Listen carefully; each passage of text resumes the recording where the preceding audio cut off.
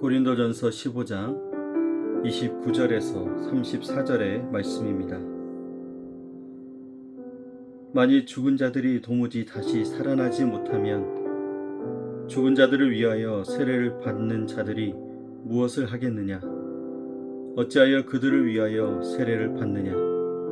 또 어찌하여 우리가 언제나 위험을 무릅쓰리요? 형제들아, 내가 그리스도 예수 우리 주 안에서 가진 바 너희에 대한 나의 자랑을 두고 단언하노니 나는 날마다 죽노라. 내가 사람의 방법으로 에베소에서 맹수와 더불어 싸웠다면 내게 무슨 유익이 있으리요? 죽은 자가 다시 살아나지 못한다면 내일 죽을 터이니 먹고 마시자 하리라. 속지 말라. 악한 동무들은 선한 행실을 더럽히나니 깨어 의를 행하고 죄를 짓지 말라. 하나님을 알지 못하는 자가 있기로 내가 너희를 부끄럽게 하기 위하여 말하노라. 아멘.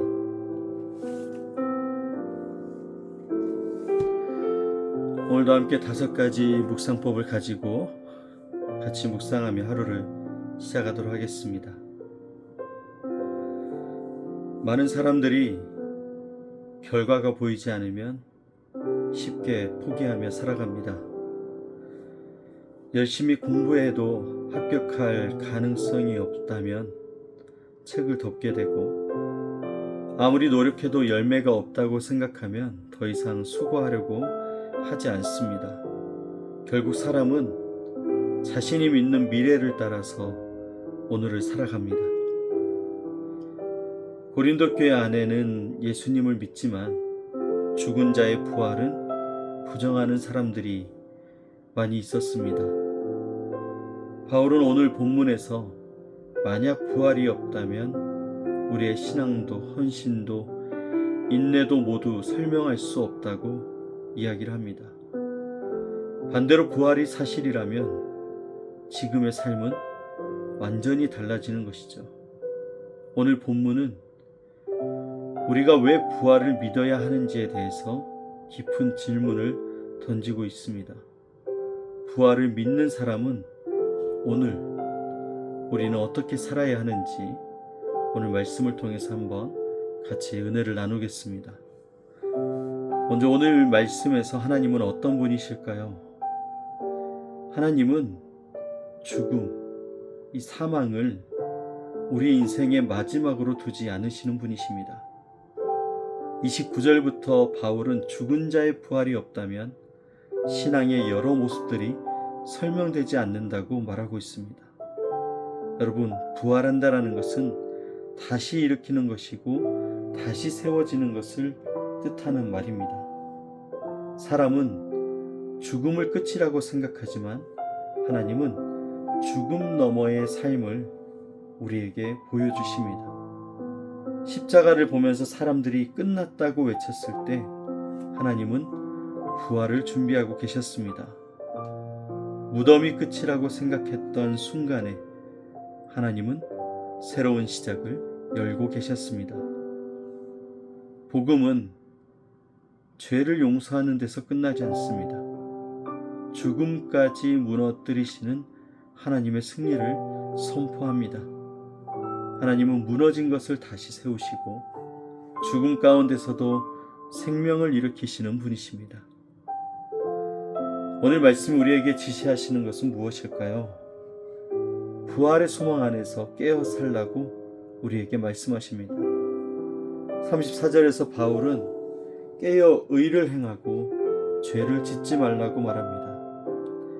여러분, 깨어난다라는 말이 술에서 깬다라는 의미와 같은 뜻을 가지고 있습니다. 바울은 지금 고린도 교회가 영적으로 취해 있다고 말하는 것이죠. 부활을 말하면서도 현실에만 취해 있고, 영원을 말하면서도 세상 가치관에 붙들려 있는 것입니다. 부활을 믿는다는 것은 우리의 미래를 아는 것이 아니라 오늘을 다르게 살아가는 것을 의미합니다. 예수님께서 살아계시고 우리가 다시 살아날 것을 믿는다면 오늘도 의를 선택하며 살아야 되는 것입니다. 오늘 말씀을 통해서 우리가 회개할 것은 무엇일까요? 오늘 고린도 교회 성도들처럼 우리도 부활을 믿는다고 말하지만 부활이 없는 사람처럼 살아가는 우리의 모습이 너무나 많이 나타납니다. 32절에서 바울은 이렇게 얘기합니다. 먹고 마시자 내일 죽으리라. 여러분, 이 말은 그 당시의 세상의 가치관이었습니다. 죽음이 끝이라면 현재가 전부인 것입니다. 그래서 사람들은 눈앞의 만족을 가장 중요하게 여깁니다. 그런데 우리도 모르게 이와 같은 모습으로 동일하게 살아갈 때가 있다라는 것입니다. 하나님의 나라보다 지금의 현실이 더 크게 보이고 영원한 것보다는 오늘의 문제에 더 마음을 빼앗기게 됩니다. 주님이 약속하셨지만 눈에 보이는 결과가 더 신뢰가 갈 때가 있다라는 것이죠. 부활을 믿는다고 하면서도 부활의 시선으로 살지 못하는 우리의 연약함, 부활이 실제가 되지 못한 우리의 나약함을 이 시간 고백하며 부활의 소망이 다시 살아나도록 주님 앞에 앉아야 될 것입니다. 오늘 우리가 붙들어야 될 약속은 무엇일까요? 여러분, 주님은 우리에게 이렇게 약속하십니다.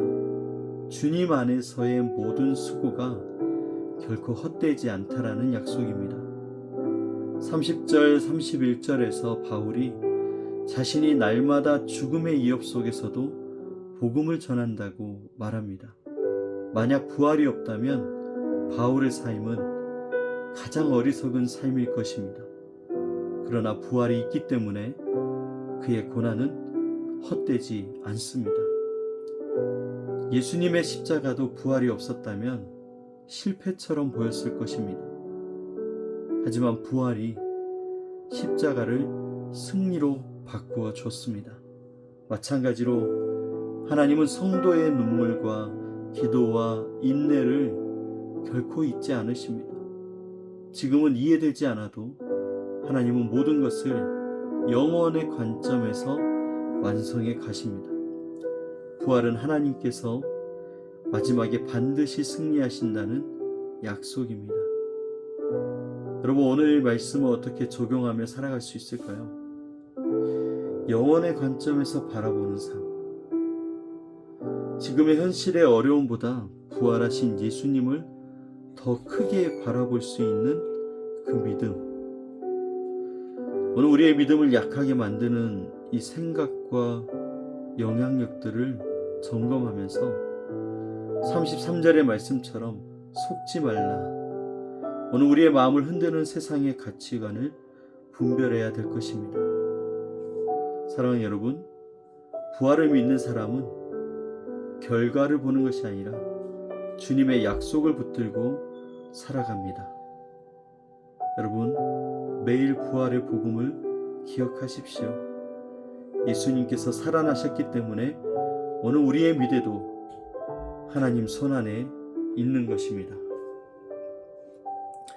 오늘 본문에서 바울이 부활을 변증하고 있는 것이 아닙니다. 그저 우리에게 이렇게 묻고 있습니다. 정말 부활을 믿고 있습니까? 고린도 교회 성도들에게 이렇게 질문합니다. 너희가 부활을 정말 믿고 있느냐? 여러분, 만약 부활이 사실이라면 우리의 삶은 달라질 수밖에 없는 것입니다.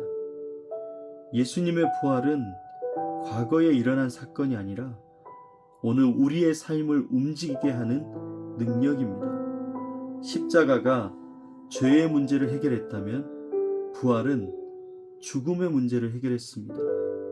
그래서 성도는 지금의 현실에 묶여 사는 사람이 될 수 없습니다.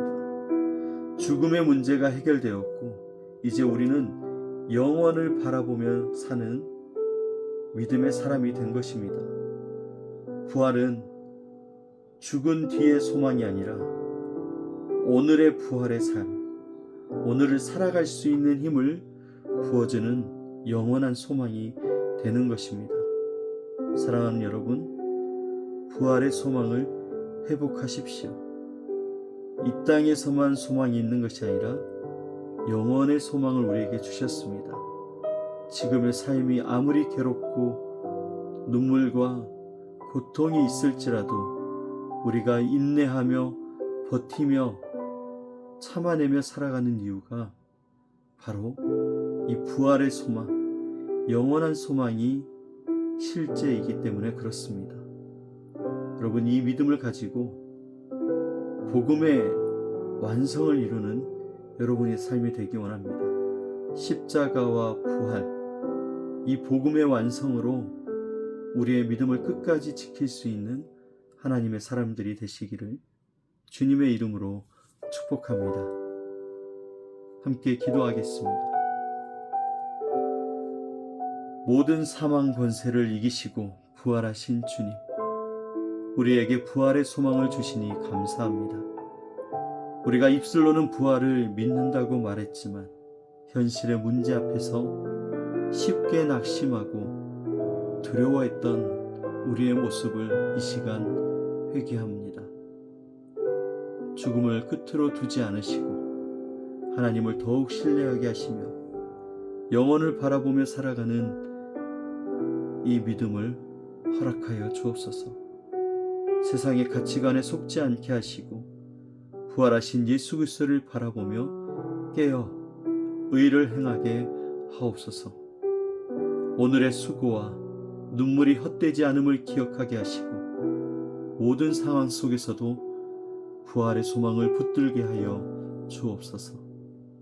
오늘도 우리와 함께 하시는 주님을 찬양합니다. 성령님, 우리의 길을 인도하여 주시옵소서.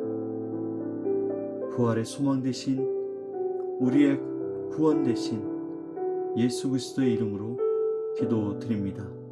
아멘.